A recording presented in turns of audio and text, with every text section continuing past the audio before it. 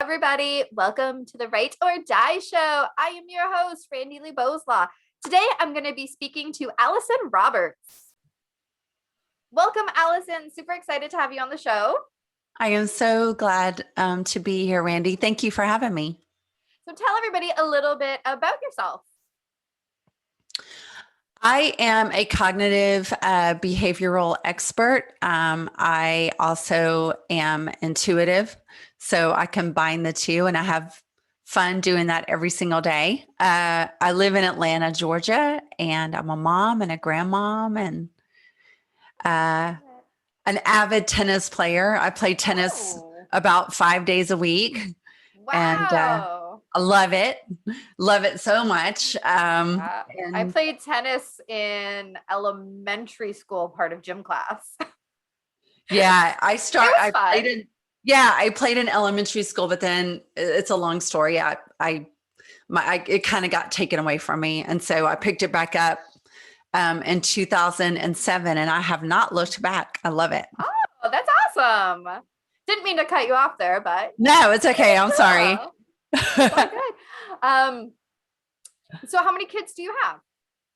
I have two. Yeah. I placed a son for adoption, and we were reunited 10 years ago. Oh, that's so nice. Yeah. And he's 34. And then I have a 29-year-old daughter. Wow. That is so cool. It's fun. Yeah. So, has he met like the whole family, your daughter and stuff? With my son, yes. That's so good. Yeah. That's awesome. And the grandbaby, you said he was 3. Oh, did you say it was a boy? Yeah, he's a boy, little boy. Yeah. Nice. Yeah. And 3, we were talking about that before we hit record. I love little babies. Oh, he is the best. He calls me Gammy. Oh, that's cute. Mine hasn't quite started saying stuff. I keep going, grandma. And he just looks at me and smiles. And I'm like, okay, that's I'll take awesome. Yeah. I mean, I know grandma's his favorite because it was actually funny. I'll tell the story. Then we'll get back to the good interview stuff, but it's a cute story. And so on the weekend, we went to pick him up at my in-laws and go in. My husband goes up. There's only like 5 stairs. So my husband goes up the stairs first, and because I'm taking off my sunglasses, putting on my regular glasses, and my grandson sees grandpa and he runs over. But by the time he's run over to him, grandma's at the top of the stairs too. And he looks at grandpa, and then he looks at grandma, and he steps over grandpa to get to grandma. So I get the hugs first. I love that. My husband's like, hey. Am I trapped liver? Exactly. But then after he finished giving me hugs, then he went and gave grandpa hugs. But it's got to be grandma first. I love that. Yeah. I always used to think that he liked grandpa best because after work, like when he used to live with us before him and his mom moved out, whenever grandpa would come home from work, grandpa would run over to him, and it was all grandpa for the rest of the night. But it was only because he got to see me all day long, and he didn't get to see grandpa. Now we know the truth that it's really anyways, I get off topic. It's fun. Here. Back to the interview. So let's dive on in. You decide where you want to start the story, because it's your story to share. But let's jump in. Where would you like to start?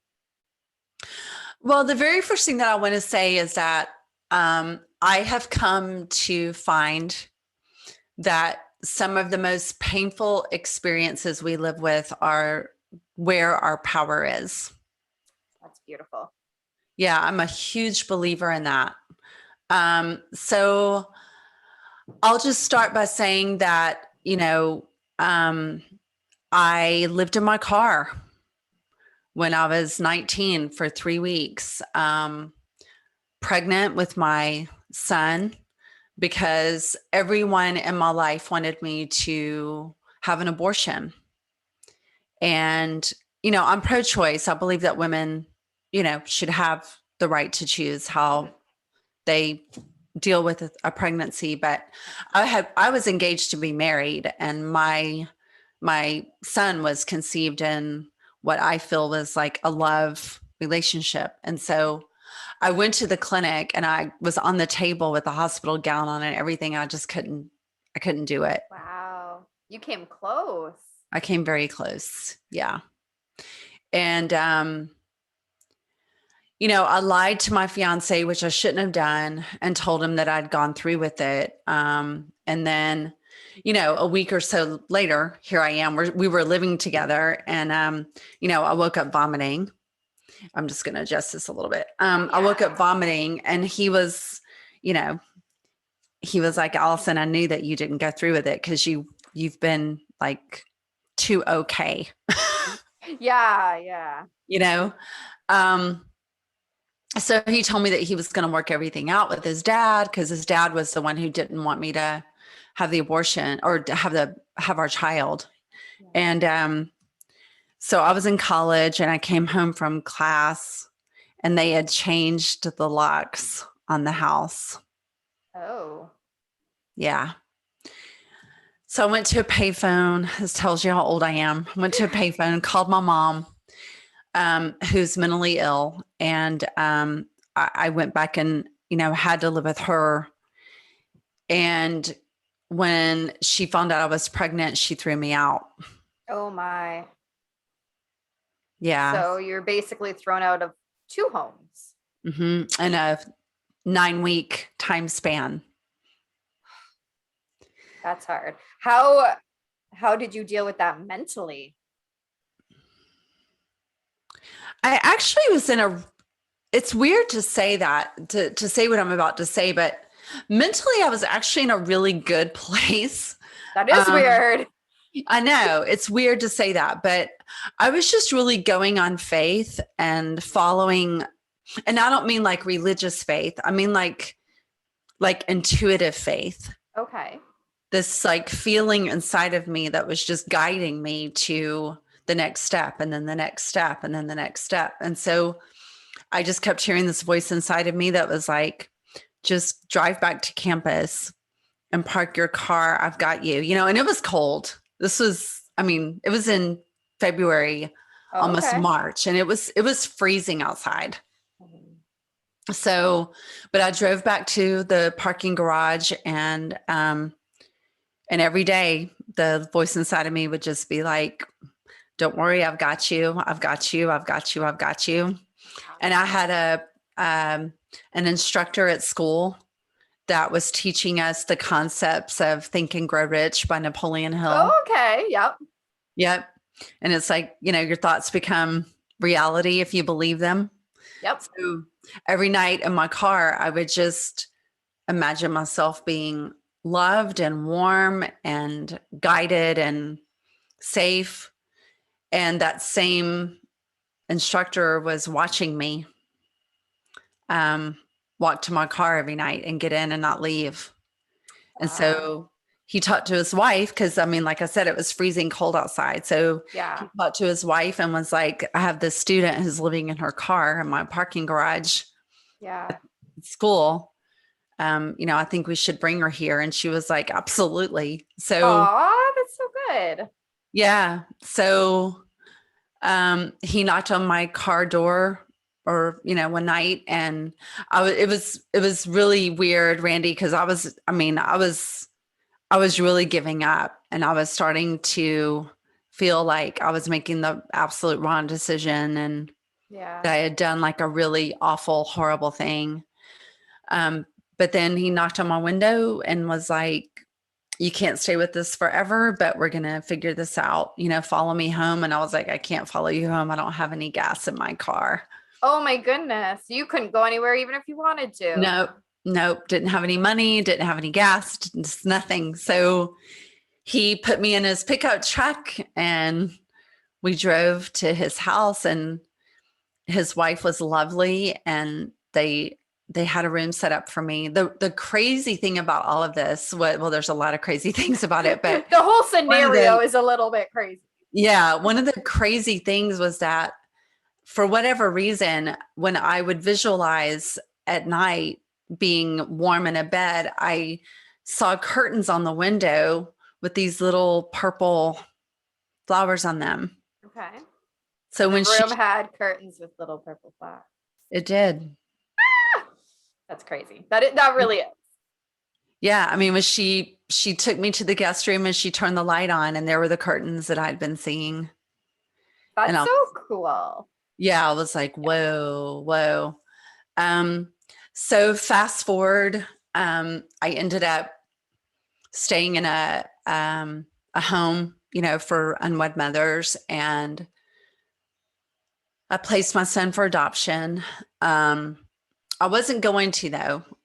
I had changed my mind, and I was in the hospital room and I was like pacing back and forth and I didn't know what to do. I had spent 3 days with my little boy and I was just like, I can't do this. I can't leave him here. And I was just like crying and really distraught. And Yeah.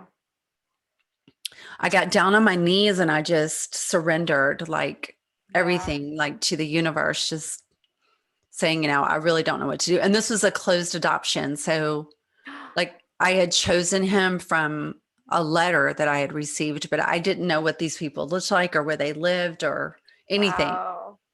Yeah. And so the same voice that was guiding me to like, just go to the parking garage, just park, I've got you. I heard that same voice and it said, Allyson, if you sign the adoption papers, I promise you'll see him again. Oh my goodness, I'm getting tingles. Yeah. And so I was just like, okay, all right, I'm gonna trust this. I'm gonna trust it. Yeah. So I signed the adoption papers, and then 10 years ago, I woke up one morning, like at 3:30 in the morning, and that same voice was just like, Allyson, it's time.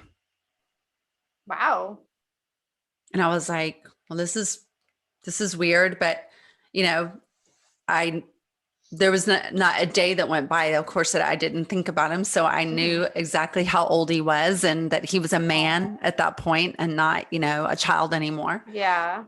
And so I was like, okay. So I called the adoption agency that same morning, and the woman was really nice and kind to me on the phone, but she said, Allyson, it was a closed adoption. You may never find him. I'm just letting you know right now, Yeah.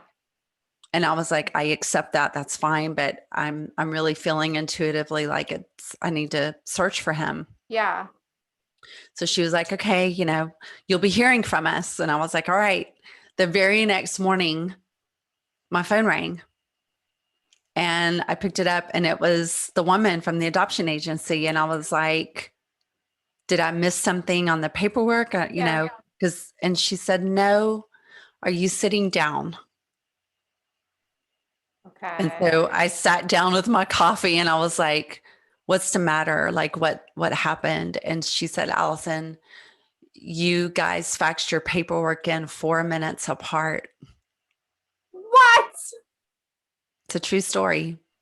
Wow. So he was ready and you were ready. And Yeah. so now I'm super curious. How did that first meeting go with him? Amazing. Yeah. Was he like, who, like, I don't even know what to ask, but so I'm assuming maybe you were nervous. I was really, it's really strange. I think I would have been nervous. Yeah.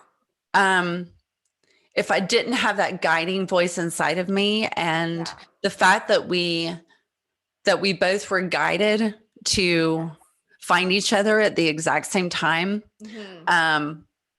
I was emotional. That's the best way you can put it. Like, I had to go back to the same adoption agency where I had signed all the adoption papers, and where the whole process started. And so I hadn't been back into that building since, I placed him for adoption. So that was really hard. Yeah. And it was actually some of the same employees that were there. Really? Were still there. Yeah. Wow. And one of them remembered me, and she was like, I remember you. And so I told her what was happening and she just started crying and she was like, oh my God, I remember how distraught you were. And this is so amazing. Mm-hmm. And so my son was born with some physical challenges. And Mhm. so just to see him, standing up on his own 2 feet and just being the beautiful, amazing person that he is, it was just wonderful. And I was at his wedding, which was amazing. And his parents are incredible. I was gonna ask. Yeah. Yeah. And his sister's incredible. So, I think that we both kind of decided, even though we've never talked about it, I think that we both decided that for right now, it's easier if we don't like communicate all the time. Yeah. No. So we don't. I mean, it's not like we have a love fest every day. We're in each other's lives, like on Facebook, and we text, occasionally and things like that. But it's a decision I made a long time ago, and I didn't. My intent to find him and reconnect with him was not to become his mom. I can never. I'm his mother, but I can never be his mom. Yeah. And I don't want to be. I gave that gift, to someone else. Yeah. And it sounds like he had really great parents, right? You said that. Yeah, he does. Yeah. So you don't want to replace something that he has had and loved him and he loves them, right? You're just another part of his life. Mm-hmm. But it doesn't mean that you take over a role that somebody else has been doing for his whole life. Right. Exactly. Yeah. That is such a beautiful story. Thank you. Yeah. And I for years after that happened and before we reunited, even though I knew it was the right thing to do, I also know that happened and that I chose that path so that I can help other people, with cognitive behavior, because cognitive behavior is how we function. Yes. There's an outside circumstance and we have a thought about it, and then we have a feeling about it, and then we act on that feeling, and then we get a result. Yes, exactly. And I think that so many people live, walking around kind of sleepwalking, letting their outside circumstances dictate their life. And yes. Yeah. And I like the way that you put it, the outside circumstances dictating their life as opposed to taking responsibility for it. I was just talking to my aunt earlier today about taking responsibility, and we were talking about somebody in particular. I won't say who, but we were talking about the need to take responsibility for your own actions, not blame others or let outside circumstances. Yep. Yeah. I mean, even if someone else has harmed us, even if they've harmed us intentionally, we still have the power to not become the circumstance. Yes. That's a beautiful way to put it. I love that. So we were talking a little bit before I hit record, and you were talking about being a survivor of childhood trauma. Can you talk a little bit more about that? Yeah. So, that's kind of what landed me in that hole. Yeah, that's what my kind of guess was. Yeah, that's what kind of landed me in that whole scenario. I grew up with a mom who, has just a lot of rage. And we don't have a relationship to this day because she's a narcissist. And narcissistic abuse is like the worst kind of abuse. It's horrible. It's like trying to get out of a spell that a wicked witch is like cast on you or something. And so, I grew up with none of my basic needs like ever being met. Neighbors bought toilet paper for me. Friends paid for my lunch at school. My teachers gave me my school supplies, even though we had the money. Yeah. It's not like we were poor. My mom just spent that money on shoes and purses and dresses. And because to her, the most important thing in the world was, men. And she was beautiful. She looks very much like Liz Taylor, in her younger years. And so, she would woo men and just, she had one lover after the other, after the other, after the other, after the other, after the other. And that was what, that's just the environment that I grew up in. And so she, so a crazy thing about all of this is that when I was 40, I found out that the father that she told me, hated me and didn't love me and didn't want to have anything to do with me, actually ended up not being my biological father. Oh, snap. Yeah. Yep. So that has opened up a whole nother crazy chapter of my life. But my mom even used that, her narcissism to become the victim in that situation and make me seem like, the bad person in that situation, and that I didn't have any right to any of the information and that it was none of my business. And to know who your dad was. Yeah. So how did that make you feel? I feel like a therapist asking that, but I'm not.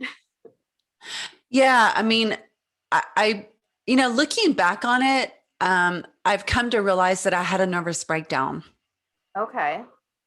I didn't realize at the time that that's what it was, because, a nervous breakdown doesn't have to be what's in the movies, where you're walking around. I mean, it can just be like a series of really bad decisions. Yep.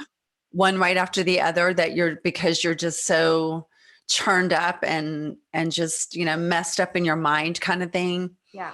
And so I made I just made one bad decision after the other, after the other, after the other, after the other, until finally my therapist was like, Allyson, you are having a nervous breakdown.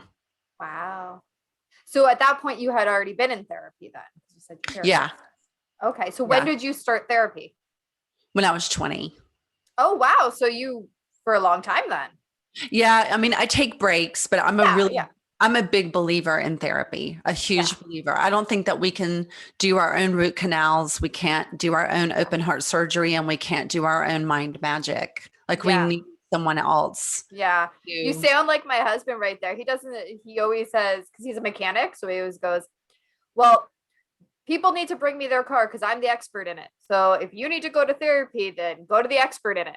Yeah, exactly. That makes sense. Yep. Yeah. Yeah. Yeah. And, I mean, I've studied therapy and psychology and all that stuff and cognitive behavior for 35 years, but there's no way in the world that I would sit down and try to figure out my own stuff. No, exactly. Like you were saying with the dentist, a dentist still has to go to another dentist for root canal. Can't do his own. Right. Yeah. And so she just, my therapist was like, Allyson, I'm just going to say it out loud. You're having a nervous breakdown. Yeah. And I didn't believe her. I got really mad at her and I didn't believe her. And then I made a whole nother series of a whole nother thing of bad mistakes, bad choices. And then it wasn't until about 6 years ago that I realized that she was correct. When I look back on it, I was like, wow, she was right. I was there. So how did you come out of it? Accepting the truth. I think that nervous breakdowns happen when we don't want to accept the truth and when we're trying to change reality. Yeah. So I accepted the fact that, I had two dads. Okay.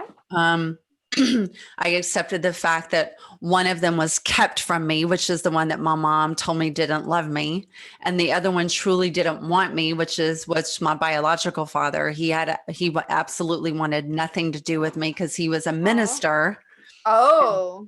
And the existence of me represented sin. Yes. So he didn't want anything to do with that. So I had to accept all that. And I acceptance, it's just like when you go through AA or anything else, which I'm not an addict and I'm not an alcoholic. So I've never been through those programs, but I'm very familiar with them. But I know the very first step is, admission. Yeah. And so I think just admitting that, I am because there's a lot of shame when you grow up in abuse, especially when there's not bruises to like show people like, hey, I'm an abused kid, when it's all mental and emotional and spiritual abuse. Mm-hmm. The only thing that you have to show for it is your dysfunction. And there's a lot of shame in that. So Yeah. for years, I wouldn't admit that I was being abused. Wow. Yeah. We had Well, a perfect family. yeah. Our family was perfect. Yeah. Especially looking at it from the outside. Hmm. Yeah. Wow. I'm just absorbing it all right now because I was really hoping that you were going to say that when you found out who your biological dad was, he just didn't know you existed, but really he was going to love you. That's how the movie would go. Well, here's the real story. So I found him. It does have a beautiful ending. I found him. He told me that I was an abomination and that I needed to just get out of his life, and that his children, my half siblings, would never want to have anything at all to do with me. So fast forward, my daughter wanted 23andMe for Christmas, Okay. and my biological siblings had submitted their 23andMe stuff. So 23andMe actually scientifically put us together, and my siblings and I are very close now. Okay, yay, yay. I still got my ending. Still got your ending. It's a beautiful love story between all of us. And So how many siblings do you have? I am the baby of 9. Holy moly. All right. All right. Your family just went poof, really big now. Oh yeah, huge. And my biological father actually passed away on April the 8th. Like this year? Mm-hmm. Oh my goodness.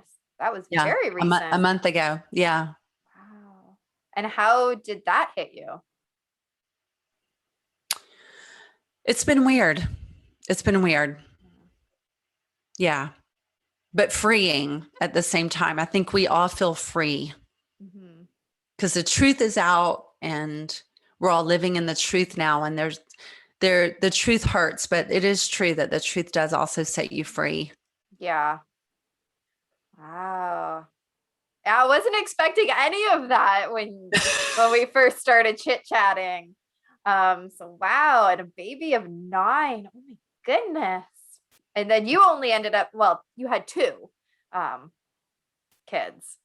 Yeah. Wow. And the 1 grandbaby so far. Maybe there'll be more in the future. Maybe there'll be more. And so is it your son or your daughter that has the baby? My daughter. Okay. I was just being nosy. All right. So what kind of coping skills have you learned to deal with all of this? Because this is a lot to deal with.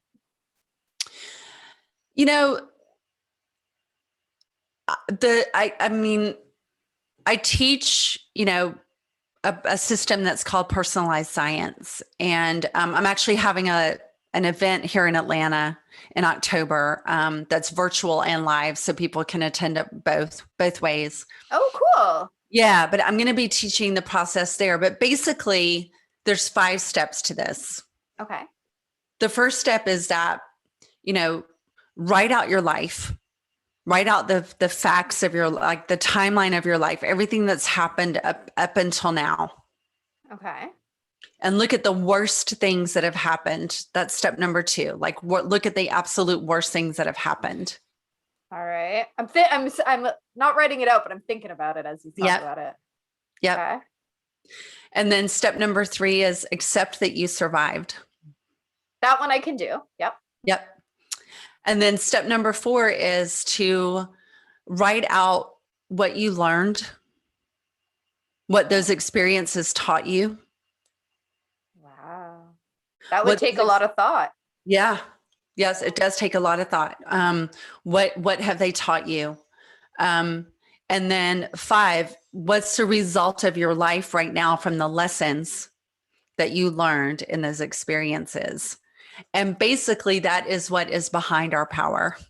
Yeah, I like that. I know I always, whenever I'm kind of in a down mood, I try to bring myself out by going, okay, but if XYZ didn't happen, then I wouldn't be here right now. Exactly. And Right. that is Like, true. yeah, That is the exactly. truth. Yeah. So as much as I look back and I go, I hated that this happened. If it didn't, then I wouldn't be here. And I really like where I am now. Yeah. Yeah. Which Yeah. actually, so in my book that I published this year, the first chapter is write a letter to your younger self. So I write to my younger self about how, yes, right now sucks. Like it sucks hard, but it's going to get better. And what you have experienced now is going to help shape and build you for who you're going to become. Yes. I Yeah. love that. So it's so much like what you're saying. And I definitely didn't do all those steps. And maybe one day I'll have to dig a little deeper into some of those, but I'm not quite ready for that yet. Because some of those moments I'm not quite ready to explore. But of the ones that I have explored, yes, I definitely love that now in this moment. This is who I am and I like who I am now. And it Yes, came from where I came from. it did. Yeah. So that's a great, I love it. And it's simple. 5 steps is nice and easy. It's a nice Yes. condensed number, right? Yes. It's, you have to make the steps easy because the process is not easy. Yeah, exactly. Yeah. And so, okay, so the event is coming up in October and it's going to be live and virtual, which is great for all of us people up here in Canada. Yes. Where do people buy the tickets for it? They can go to behindthepowerevent.com. Okay. Behindthepowerevent.com. Excellent. And you're going to send me that link so I can throw it in the description down below so people can really super easy find it. Yes. Because got to make it, we just said, you got to make it simple for people. That's right. Yes. Yes. Wonderful. So the coping skills, let's go back to our conversation here. What other coping strategies have you been using? Well, I'm a big believer in our spiritual team. I'm a very big believer in angels, guides, and masters. Okay. And without my spirituality, I probably wouldn't be sitting here right now, honestly. Yeah. I know that there is invisible powers, if you will, on the other side who are rooting for us and who are there to give us information. I believe that they can see our 10 steps, before we can. And so I meditate and I'm a really big believer in sound therapy. So binaural beats and things like that, I've always used. Okay. Yeah. You're the first person to mention sound therapy. Oh, really? Yeah. Yes, yeah. I'm a really big believer in it. Even in my, which is, okay, so this is also a little bit crazy. Okay. Your whole story is a little bit crazy. Yeah. So in my Volkswagen, I lived when I was homeless, my car was a 1978 yellow Volkswagen Beetle. I always wanted one of those when I was younger. I don't my know gosh. why. I just did. Well, I don't recommend living in one. They're really small. Yes. Yeah, they are. But I would sit in my car at night and do this. Oh. And it would calm me down. It would calm me down. Well, my son is a drummer. That's what he does for a living. He is a drummer. Wow. I know. That's pretty cool. So you had, I mean, obviously you had quite a lot to do with who he became, just gene wise, but you were still trying to do the best for him when he was in your womb, which is beautiful. Yeah. And Yeah. I'm so glad that his parents ended up being great people. Yeah. Yeah. I mean, the agency that I went through, they were very careful. They vetted people. Good. Because you hear horror stories sometimes. Yeah, you do. But that was not this. I mean, they had to go through like home studies and psychological studies and counseling. And, they had to even come back with the baby and like sit down and be examined and all that. Okay, so, good. I made sure that they weren't just like buying my son, Yeah. You still wanted especially because I didn't get a dime. So I'm like, I love that. So what would you tell somebody who is listening right now? And let's the question is going to be around family circumstances. They're going through some pretty crazy family circumstances, kind of like you did. What's your advice to them?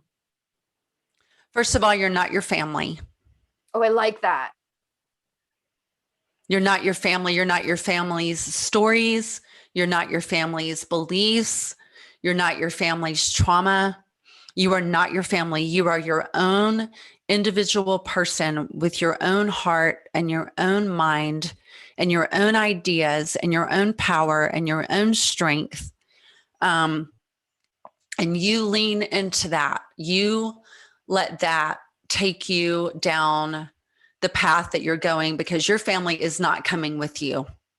Yeah. I love that. Yeah. Because a lot of people, and I struggled with this myself for a while, internalizing your family's issues, your family's drama. But yeah, I love that. You're not them. You're your No, own their job person. was to get you here. Yeah. That was their job. Their job, your parents' job was to get you here. Yeah. And And if now they loved you and nurtured you, that was a bonus. And if they didn't, then you are not them, and you can go and create your life the way that you want to live it. Yeah. And obviously you're a big proponent of therapy because Yes. I mean, you've already talked Huge. about that and been doing it for years. So again, if you are internalizing that your family, internalizing that it's you, well, you're not. And therapy can be one of those ways to help you come to terms with it if you need to. Yep, absolutely. Beautiful. And so tell us about what you've written. Yeah. So the women who are going to be speaking at the Behind the Power event, our book is called Behind the Power. Oh, and so, awesome. Yeah, so it's a book collaboration, and they're all going to be sharing the worst moment of their life. Oh, snap. And how they survived it and what they've learned from it, and sharing those tools with the women in the audience.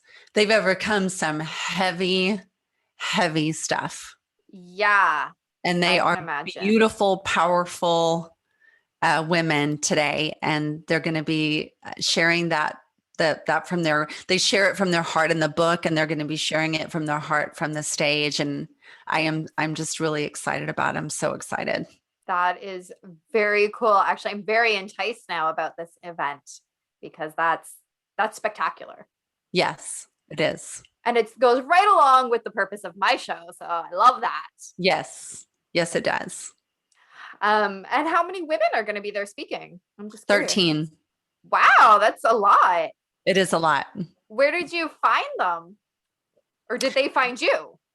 They've gone through my program. I have a 6-month coaching program. So they went through my program, and I just saw something special in each one of them and invited them to do a book collaboration with me. And they said yes. Oh, yeah. I love it. That's so great. And where can people pick up this book? We are releasing it on Amazon in August. Perfect. So when we get that link, it will be in the description below. They'll get a free copy though if they come to the event. Oh, yay! That is so good to know. Yes. Excellent. And where can people follow you so they can stay up to date on all of this stuff? AllysonRoberts.com. And it's just like my name is on the screen, but if you're not watching and you're listening, it's ALLYSON Roberts.com. Perfect. And we will also put that link in the description below because we got to make it easy. Let's just click it and follow. And then from your website, can we find all your social media accounts? I'm assuming. Yes. You can find the event, social media, links to the book when it's available. If you sign up on my mailing list, you'll also get a copy of the first book I wrote, which is The Magic in You. Oh, I like the name of that. Is that also on Amazon? It's not. Yeah, it's just in my own community. So. Oh, so it's a real special one then. Yeah, I share a lot of really deep stuff in there. So. Wow. Yeah. Now I'm going to be nosy. Why didn't you release it to the big wide world? And it's just kind of like in your little small community. In complete transparency, Mhm.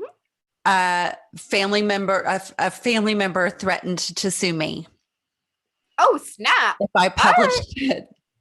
Okay. Well, Yep. then that's a good reason to not. Yeah, yeah. Yep. Okay, okay, I get it, but I still feel like I got to get my hands on a copy of it. Yes. Yes. Just get on my mailing list. It'll come to you. Perfect. Yeah, got to get me a copy of that. So thank you so much for being on the show. I had a great time talking to you. It was great to meet you, Randy. Thank you so much. Wow. I don't know what else to say. I was not expecting to hear what she said. And that's something I love about these interviews.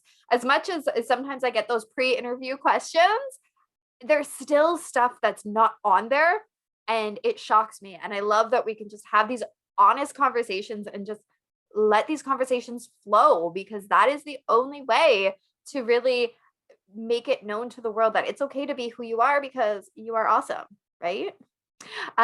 So if you are part of our Patreon page, there will be some behind the scenes footage of some more conversation with Allyson after the interview actually ended. So be sure to head on over there, check it out for when that drops. As well, we have merch, of course, and 10% of the proceeds from the merch store always goes back to the Canadian Mental Health Association.